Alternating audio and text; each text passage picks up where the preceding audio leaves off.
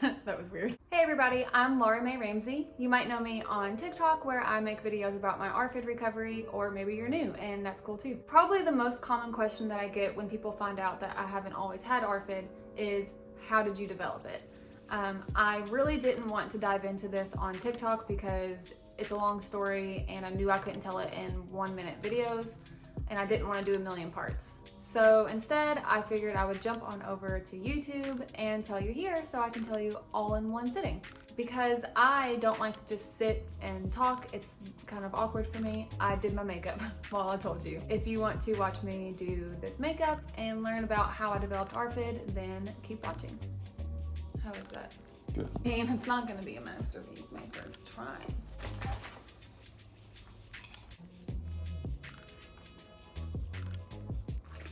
My mirror is broken. To start the story of how I developed ARFID, we have to go back to when I was either 18 or 19. I am 28 now, so that was a while ago. Around that time is when I started really developing anxiety and depression and all the fun stuff. And with that anxiety, I developed IBS, which is irritable bowel syndrome, if you don't know. I'm out of foundation, so I'm having to use concealer. When I developed IBS, I started really avoiding food and avoiding going places if I had to eat because it was embarrassing and I didn't want to have a flare-up out in public.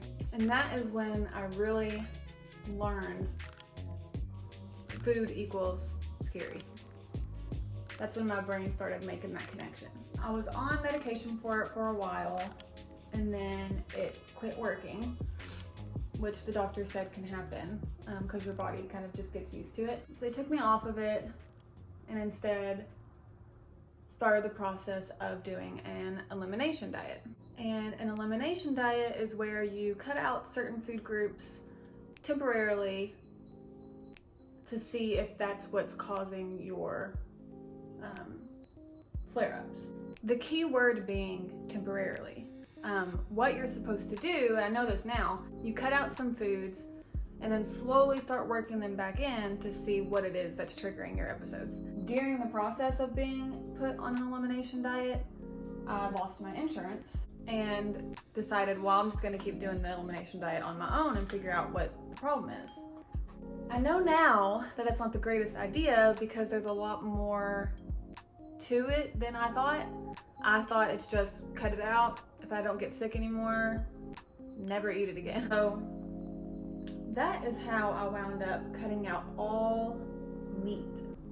Again, I know now that I should have cut out maybe a certain type of meat temporarily and then added it back in to see how I acted. Instead, I did all meat. And I did all dairy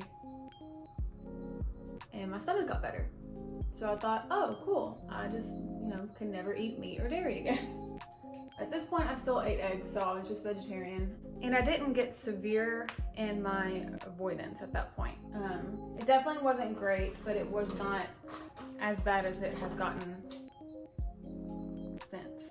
So life goes on. I'm not getting sick like I used to. I'm telling everybody I'm vegetarian. Didn't really tell them why.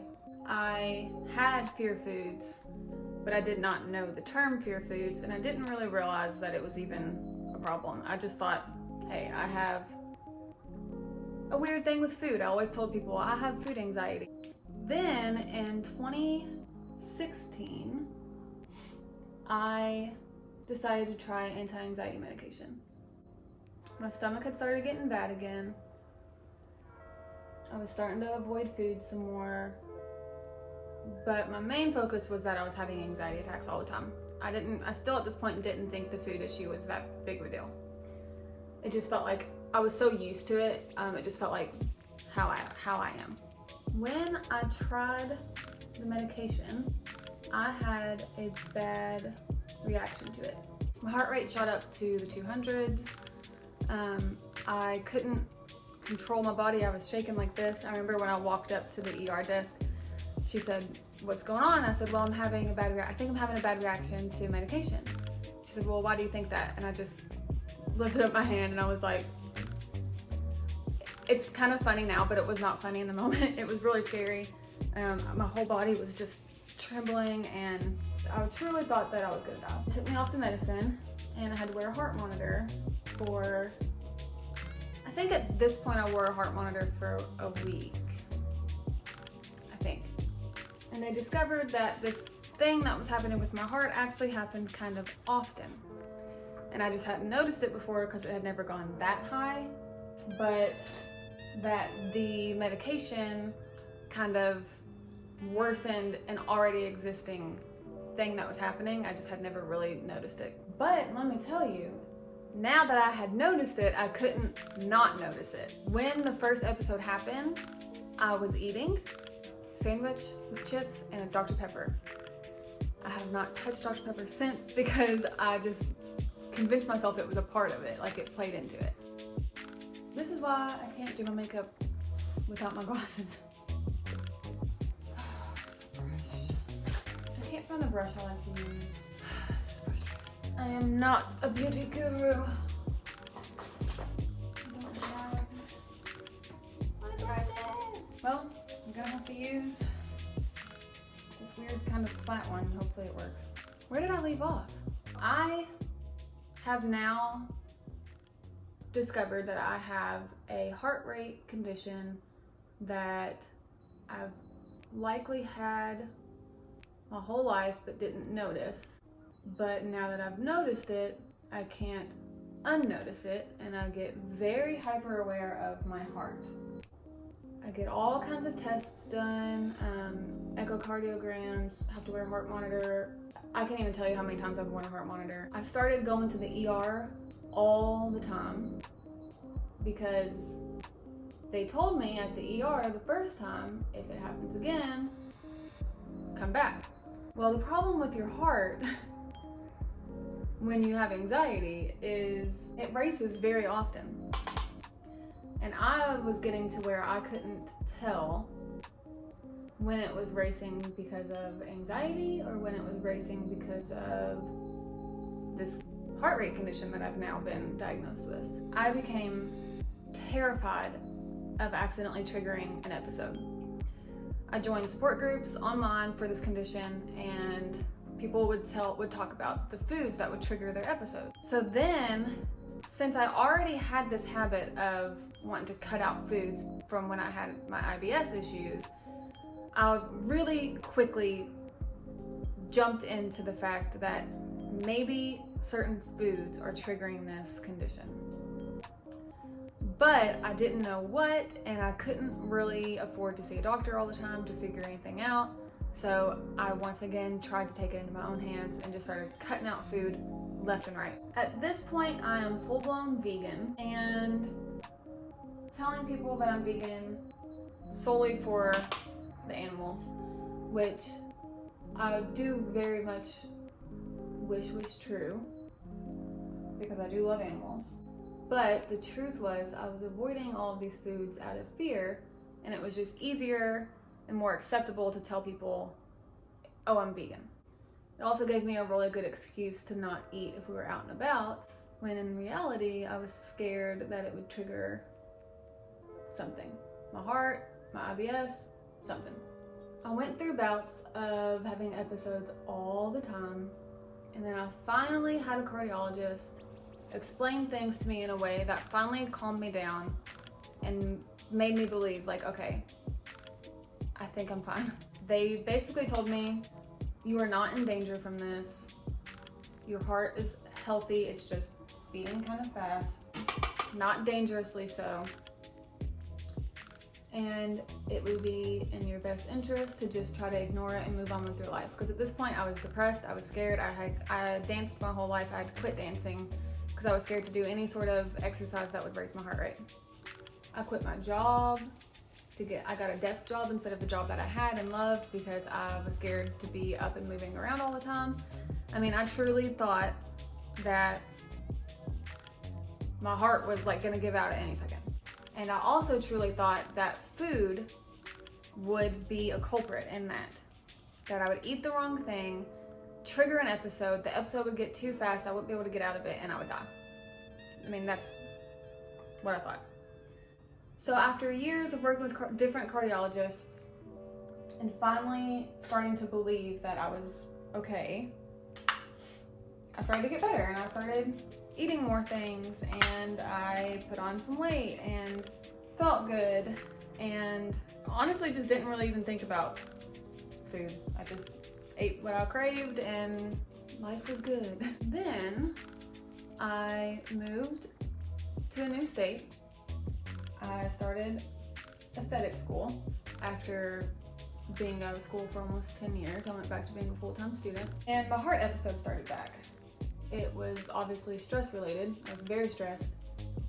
I also was in the first year of my marriage, which my marriage is great, but still it's a lot of change all at once. So I had an episode that I now know caused me to develop PTSD.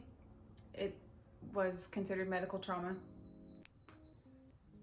where it was so bad and I was so scared and so panicked that I called an ambulance for the first time in my life. And the whole way to the hospital in the back of the ambulance with this IV that they might have to administer this medicine to stop my heart for a minute. Not a minute, but I truly believed the entire time that I was gonna die. So they got my heart rate down. I got put in a heart monitor again for like the millionth time. And they told me, you know, the same things my other cardiologists have told me. I'll be fine. It's just scary, but it's fine. Like it's not gonna kill you. It's really easy to tell somebody that, but when it's your body and your heart and you truly think that your heart is not working right and that your body is not capable to do anything anymore, like it's very hard to come out of that. So this event of having to call an ambulance and go to the hospital really is what triggered my ARFID to get as bad as it is now. It's what caused me to get diagnosed with ARFID. Even though I can recognize now I was showing signs of leading up to ARFID already in the past, but this is what really made it get full-blown ARFID. This is looking rough. This eye looks pretty good. This one looks rough. Because I can't find my blending brush. So about a month after this happened, a cardiologist once again cleared me, sent me on my way. I did not feel satisfied with the answers that I got. I didn't believe them. I have very extreme health anxiety, and I just could not shake the feeling of, what if they miss something? What if they miss something? I thought, the professionals are wrong.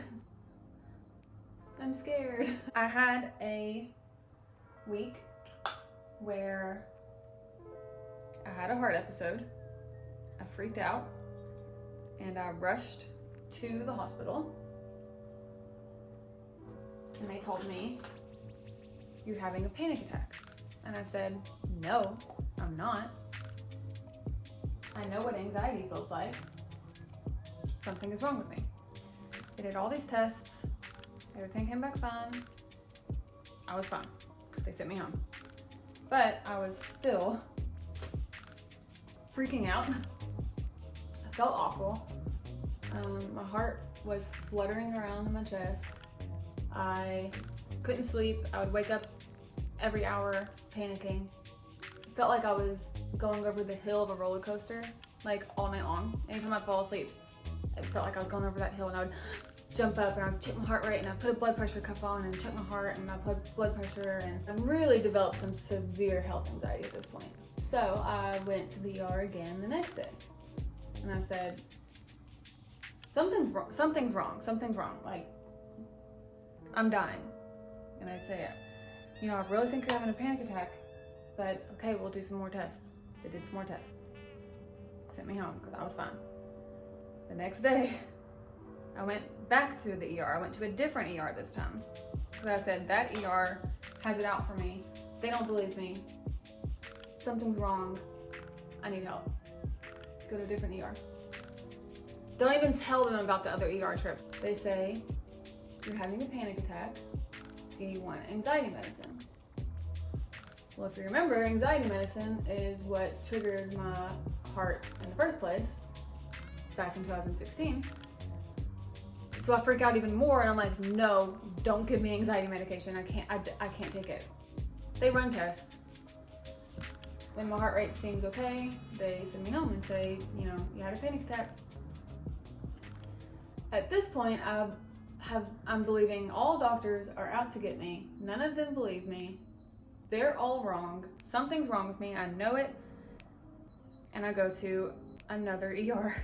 I found out that this ER was actually the same company as the first ER that I went to. So they were able to see like, oh, she's been here. So they had a social worker come in and talk to me. I told the social worker all about what had happened, the ambulance incident, all the ER trips, how I was freaking out, thought nobody was listening to me. Something was wrong. I just knew it, and this is not anxiety. I know what anxiety feels like. And she explained to me that panic attacks feel way scarier than anxiety attacks. They truly feel like you're dying. And I mean, I really thought I was dying, like truly. And she said, what I think happened is I think you've developed PTSD from all of your heart episodes. And you can no longer tell what's really happening and what is panic. She set me up. I didn't have insurance at this time. So that was a lot of ER visits without insurance. Still struggling with that. So she set me up with a community-based therapist office that specifically works with people who aren't insured. And they started me on weekly therapy. This is when I got diagnosed with PTSD, and a little bit later down the road would get diagnosed with ARFID at this facility. I also wound up being diagnosed with OCD. I believe I got PTSD from this event. The PTSD worsened my anxiety and OCD, and then the OCD caused me to develop ARFID. That's how I've been made to understand it. I can't see anything. Does this look good? I hope so. So in therapy, I learned how to manage my panic attacks, and I do pretty well with it. I start to make progress, and then I get very sick in December. This is December 2019. I get really, really sick with some unknown upper respiratory infection. Just saying. Since I have crippling health anxiety, getting sick really sets me back in my progress with my panic attacks and everything. So I, once again, start panicking all the freaking time over my health. I think I'm dying. I quit eating because if I eat, maybe I'll make myself sicker. The last thing I want is my heart rate to go up again. I don't want to go back to the ER. I just remember being so sick and laying in the bed and just thinking, I don't want to go back to the ER. I don't want to go back to the ER. So this really sets me back, and I start avoiding food again, and I start really restricting and really believing that, you know, my food is what's going to make me sick. The food's going to make me worse. It's better if I just don't eat. Like, those are the things I was telling myself. So after I get in therapy regularly, and I'm learning all these coping skills on how to deal with panic attacks. This is in December of 2019. Around February of 2019, I'm starting to do better again because, you know, I'm in consistent therapy. I'm learning coping skills, and I'm starting to incorporate more foods, not be so scared of things. And that is when the pandemic hit. And as I've mentioned, crippling health anxiety, global health concern didn't go very well together, and my ARFID and my health anxiety and my OCD took a plummet to the worst that I'd say it's ever been. The fear at this point morphed from being I was scared of my stomach and my heart to I became really, really scared of allergic reactions. I don't know where that came from. I have no idea.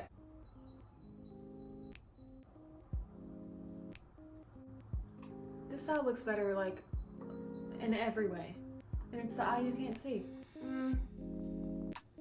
This eye looks so much better, and I'm mad about it.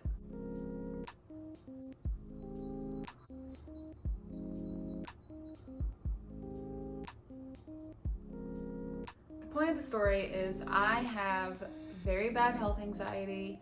I experienced some medical trauma. That caused me to have PTSD, which caused my OCD to get worse, which caused me to develop ARFID. My brain started to believe that food was directly related to my health problems that were going on. I do know that it's possible for food to trigger health issues or to worsen health issues, but the problem was I started believing it even when professionals were telling me otherwise. So that's the whole story. I don't know if that's interesting at all to anybody, but it's what happened. I get asked a lot like how I developed ARFID. That's it. A lot of scary ER trips that made me hyper aware of my body, which made me scared to put anything in my body. It's been tough, but that's my story. If you can relate to it at all, just know that I am sending you love and you're not alone. If you have ARFID or OCD or PTSD or anything like that that you need help with, I highly recommend trying to get a professional.